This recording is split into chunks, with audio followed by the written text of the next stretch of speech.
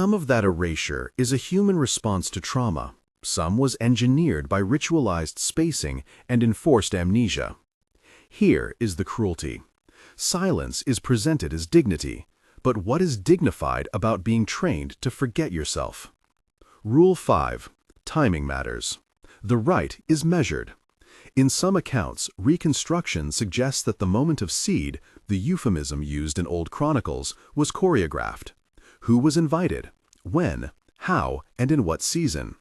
Births were tracked like tax ledgers. The politics of timing are not merely personal, they are statecraft. A favored woman's pregnancy could alter the tides of palace favor.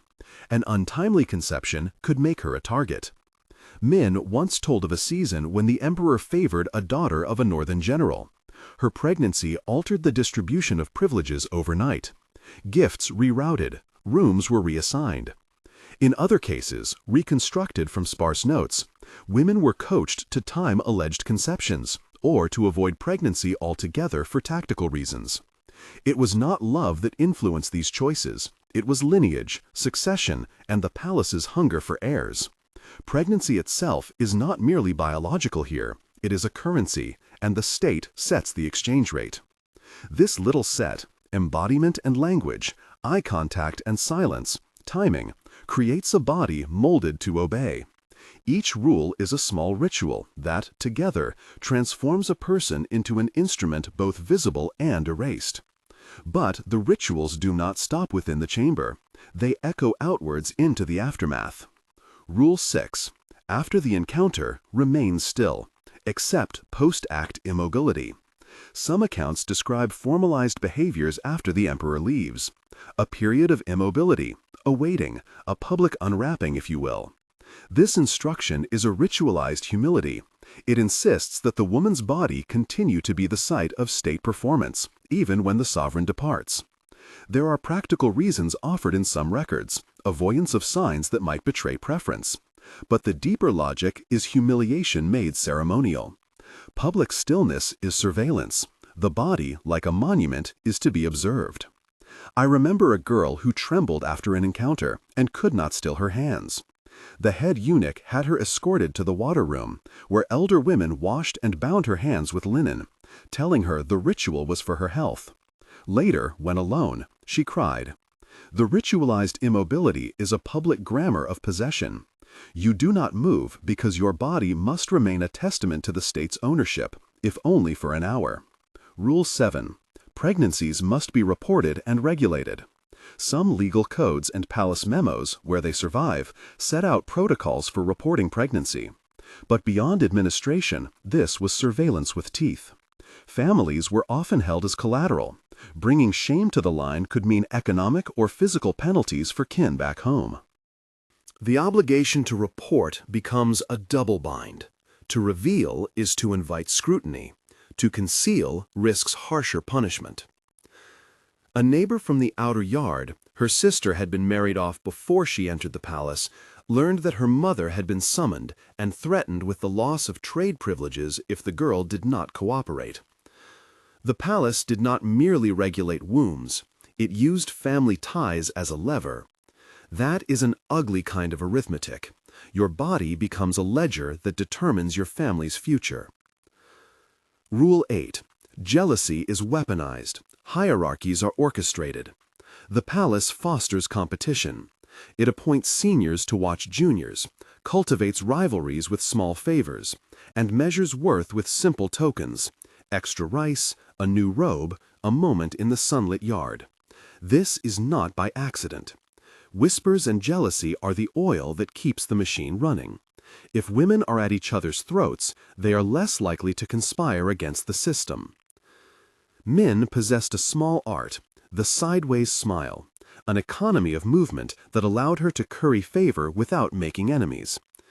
She taught me how to accept a gift without looking greedy, to downplay a compliment until it looked like charity. Yet even such tactics are compromises. In reconstructed memoirs, women speak of senior concubines who policed the young, correcting their carriage, monitoring their hair oils. The system trains some to be enforcers, so others will internalize the rules more thoroughly. Rule 9. Learn to read mood. Emotional labor is a demanded skill. To survive, you must become an amateur astrologer of temper. The emperor's favor waxes and wanes like the moon. One day his glance falls upon you, and the next it veers.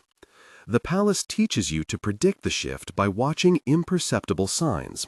The way the curtains are arranged, the color of his garments that morning, which way the wind moves incense. This is emotional labor made official. There is a rumor, reconstructed from fragments, that one chief concubine could tell by the emperor's gait whether he had been angered by a minister. Her predictions were valued like weather forecasts, helpful, profitable, sometimes deadly accurate.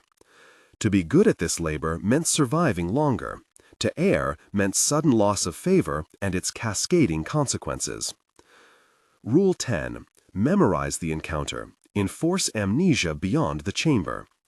You are taught to recall the form and not the feeling, to inventory details that matter to the court, robes exchanged, phrases said, while letting the self slip away in the spaces that matter to you. Memory becomes a ledger to be consulted by clerks. Outside the chamber, forgetting is encouraged as a way to preserve order. In survivor testimony, women sometimes describe having detailed recollection of what the emperor wore, his ring, the scent of his cloak, while being unable to recall personal details about the same day. It is as if the palace converted subjective experience into official data.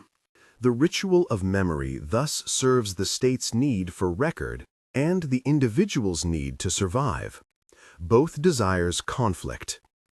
These 10 rules shape the immediate body and mind. The next cluster governs the social architecture of the palace, how seasons, witnesses, gifts, and kin are woven into the web. Rule 11. The year is a calendar of performances. Seasonal rites, festivals, and symbolic roles are assigned with the care of a theater director. You play parts. Spring's blossom, autumn's retreat. Each role marked by costume, song, and expected emotion. The festivals are beautiful and terrifying. They make you visible on a schedule and then return you to anonymity. Calendared visibility disciplines bodies into predictable patterns. An old registry, fragmentary and disputed, describes a blooming ceremony in which favored women escorted the emperor through the gardens, their loud laughter a carefully trained sound. One woman later described this as both an honor and a trap. Honored because it made her face known, trapped because it made her value measurable. Rule 12. Witnesses are everywhere. The palace is a panopticon. Senior concubines, eunuchs, chambermaids, physicians, each filled the role of witness.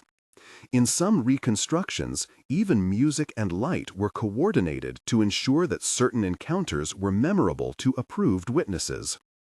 The presence of watchers transforms private space into an apparatus of governance. Min's workshop of secrecy involved learning who watched and who was permitted to notice. She kept her friends close and her confidence closer, using coded references in the weaving of clothes and the placement of hairpins. Witnesses are also enforcers. The look from a senior woman can at once shame and rehabilitate. Rule 13. Gifts carry debts. A brocade, a comb, a few coins, every gift is a ledger entry. The gift economy is both favor and mortgage. Accepting a present is rarely an act of pure pleasure. It is an admission of indebtedness. The palace uses this currency to keep women complicit.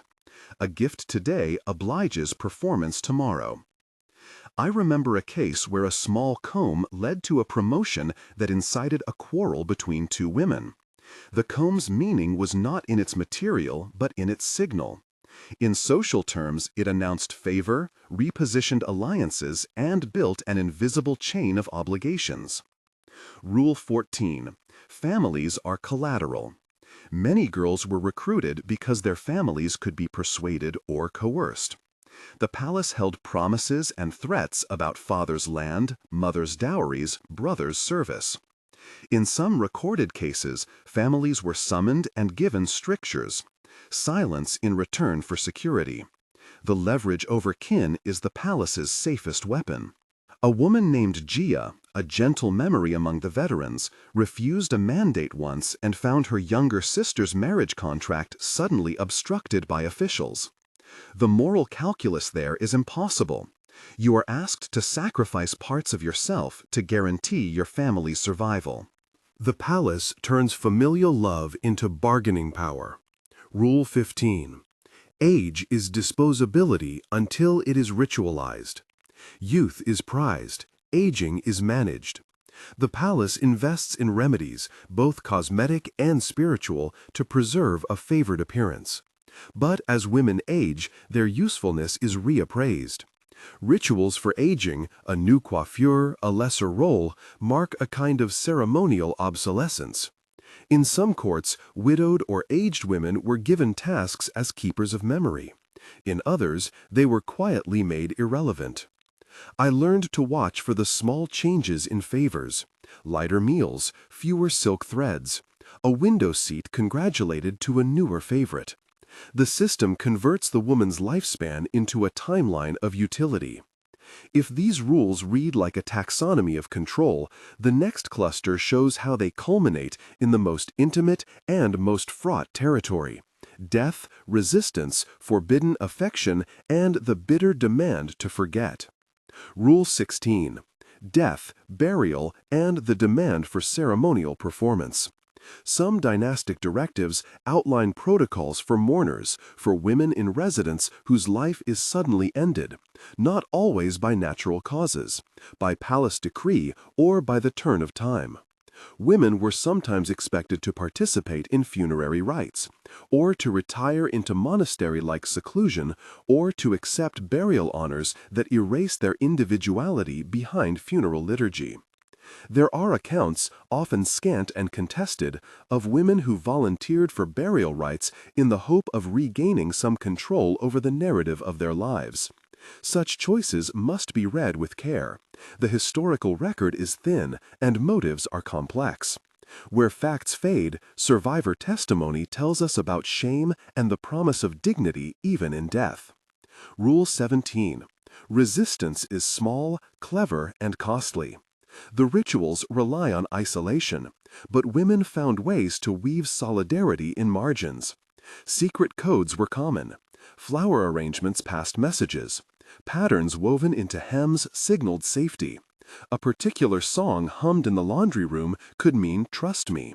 These acts of resistance are not grand revolts, but precise, necessary measures to claim small liberties. Men had a code of colored threads. A single blue thread hidden in a sash meant bring news from outside. A red mote stitched into a lining meant danger. These codes saved lives. Sometimes they cost them. Escape attempts were real but perilous. Some women did flee. Others were caught and punished, sometimes with exile, sometimes with forced servitude in remote palaces. The stakes were high because the palace treated resistance as a breach against the state, and the state answered with its severity. Rule 18. The paradox of forced love and forbidden affection. The palace sometimes demanded signs of devotion while forbidding genuine bonds that threatened hierarchy. An arranged smile, a practiced fondness, a public display of loyalty, these were encouraged. Private affection, especially between women, could be punished because it threatened the system's power to isolate and own. That paradox, demanded intimacy, forbidden mutuality, creates a landscape of loneliness where even compassion is policed. There are fragmentary accounts and careful reconstructions of deep friendships that crossed the boundaries of the official script. Women who helped one another in secret, sharing food, exchanging letters, risked censure. Yet, those small acts of care kept many alive in spirit. In my own life, Min's kindness was more sustaining than any favor from above. Rule 19. Fate after the sovereign's death: erasure, exile, or reinvention. One of the cruelest truths was that when the man who presided died, the system did not automatically dissolve. New rulers brought new rules. Some women were dismissed, their names scrubbed from ledgers. Others were consigned to temple service. A few reinvented themselves with marriages arranged away from the court. The palace's rituals outlasted the man who sat upon the throne. I watched younger women moved like chess pieces when a succession crisis loomed. Relocated, relabeled, their past favor suddenly a liability. The bureaucratic machinery did not mourn them. It repurposed them. That is how ritual becomes institutional memory. The rules survive, adapted to new faces. Rule 20. Forced forgetting and the burial of trauma. The final forbidden ritual is the mandate to forget. There was pressure, overt and covert, to let the palace settle into the gut of your memory and then to deny the ownership of that pain. Some women complied and tried to build new, quieter lives. Others carried their memories like secret jewels. Still others collapsed under the weight. Where medical notes exist, they speak clinically of nervous disorders and melancholy, terms that fail to capture the lived devastation. When I grew older, I discovered two dangerous things. The first was how useful forgetting could be for survival. The second was how forgetting could dishonor what had happened. There is a politics to memory. The palace required amnesia to maintain control. Testimony and history demand remembering to seek justice. If you think this was all cruelty without remedy, listen to how women resisted with ingenuity. A ribbon tucked into a headdress could be a lifeline. A pattern on cloth could carry news of taxes, of harvests, of death back home. Min taught a language of objects, the placement of a bowl, the folding of a sleeve, the way a hand carried a cup. These were not merely tricks for preservation. They were acts of personhood stitched into the seams of a system designed to unmake it. Not every act of resistance succeeded. Some were punished, some were betrayed. There are documented cases, where records survive, of women who were exiled, whose families were punished, and of those whose descent was crushed. Where the archives are silent, survivor testimony allows us to reconstruct a picture of courage that is fragmentary but unmistakable. The women who survived did so by learning to think in economies of risk, by cultivating small solidarities, by turning ritual against itself. Turning a ritualized gesture into a coded message was a way to make the palace's tools serve life rather than death. You will ask, did any of these rituals bring honor to the women who endured them? The answer is complicated. Some rituals conferred status and material advantages. Some offered protection against worse fates. But wrapped in those advantages were dispossession and moral cost. The state's courtesy is never free. It comes with expectations and a ledger of debts. The forbidden rituals were the language the palace used to translate female bodies into political currency. There are moral lessons here that reach beyond history. When a state or institution systematizes the erasure of subjectivity, when it teaches silence as virtue, when it places families under threat to ensure compliance, when it weaponizes jealousy, then intimacy becomes a technology of governance. The palace is an extreme example, but the logic is not confined to imperial walls. Wherever we see systems that demand self-erasure, that measure people as units of service, that police memory, we should recognize the same architecture. I must say this clearly. Not every detail I have related is carved in stone in official records. Some elements are reconstructed from survivors' scraps of memory. Some are drawn from court documents, translated and debated by historians. Others come from oral histories that cannot always be pinned to a single date. Where the record is thin, this telling is careful imagination informed by testimony. I offer these reconstructions to reveal a pattern, a consistent set of practices that turned intimacy into ritual and women into instruments of statecraft. They are forbidden rituals they never teach in school. There is one moment I carry still, a night years later when I stood in a courtyard that had been my home, watching a younger woman braid her hair in the moonlight. The ritual of the braid was the same braid I had known. The jasmine smelled the same. I realized then the deepest cruelty of all. The rules had outlived the emperor who had given them force. They had edged into our ways of being, into how we spoke and thought and loved. I had learned them to survive. By teaching them later, I became, ironically, their keeper. That irony nearly broke me. To teach the rules is to preserve the machine. To refuse to teach is to risk the safety of those unprepared for its cruelties. So I did what many of us did. I taught with caveats. I taught the small skill of survival while whispering the code that would allow a woman to keep a secret. I taught how to look like compliance while opening a door for someone else. This double task, survival and sabotage, was how we tried to salvage dignity. I cannot give you a tidy moral ending. The palace's rituals were effective, and they were designed precisely to be. They reshaped bodies and languages and loyalties. But they also produced resistance, tenderness that could not be scheduled, coded languages of care, friendships that saved lives. There is a stubbornness to human connection that rituals of erasure never fully extinguish. If this tale unsettled you, that is the point. The forbidden rituals inside imperial harems are not curiosities for idle pleasure. They are a study in how power can domesticate intimacy. They are lessons about the human cost of systems that turn people into means rather than ends. If this story moved you or opened your eyes, share it with someone who should hear it. There are deeper sources and more reconstructions in the notes linked below if you wish to read further. Read them with care. Look for the points where archive meets memory, and where historians warn that reconstruction is being used. Finally, remember this. To know these rituals is not merely to be shocked by the past.